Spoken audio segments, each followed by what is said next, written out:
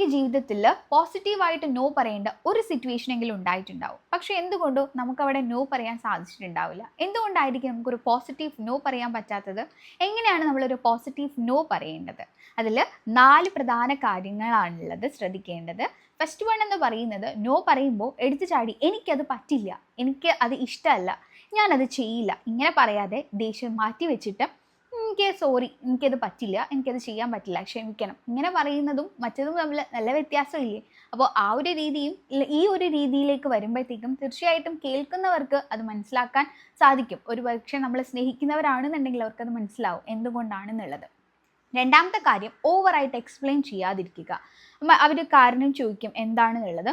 എന്തെങ്കിലും ഒരു കാര്യം പറയാം, ഫാമിലി ആണോ പേഴ്സണൽ ആണ് എന്തെങ്കിലും പറയാം, അല്ലെങ്കിൽ ഒരു കാര്യം പറയാം.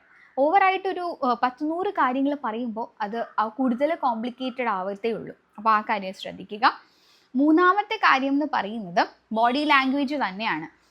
നമ്മൾ നോ പറയുമ്പോഴത്തേക്കും നമ്മൾ ദേഷ്യപ്പെട്ടിട്ട് ഐ കോണ്ടാക്റ്റ് ഒന്നും ഇല്ലാണ്ട് പറയുമ്പോൾ അത് കണ്ടു നിൽക്കുന്നവർക്കും നമ്മളെന്തോ അഹങ്കാരിയാണെന്നുള്ളത് ആ ഒരു തോന്നൽ വരും. അപ്പോൾ നമ്മൾ ഐ കോണ്ടാക്റ്റ് കൊടുത്തിട്ട് ദേഷ്യം മാറ്റി വെച്ചിട്ട് നല്ല രീതിയിൽ സംസാരിക്കുകയാണ്. നമ്മൾ നോ നല്ല രീതിയിൽ എനിക്കത് പറ്റില്ല ചെയ്യാൻ, സോറി, ഇങ്ങനെ പറയുന്നത് മറ്റോ കേട്ട് നിൽക്കുന്നവർക്ക് തീർച്ചയായിട്ടും അത് ഉൾക്കൊള്ളാൻ, നമ്മൾ എന്തുകൊണ്ടാണിത് പറഞ്ഞത്, എന്തെങ്കിലുമൊക്കെ കാര്യം ഉണ്ടാവും എന്നവർക്ക് മനസ്സിലാകും. അപ്പോൾ ആ ഒരു രീതിയിൽ ബോഡി ലാംഗ്വേജ് ഇമ്പോർട്ടൻ്റ് ആണ്.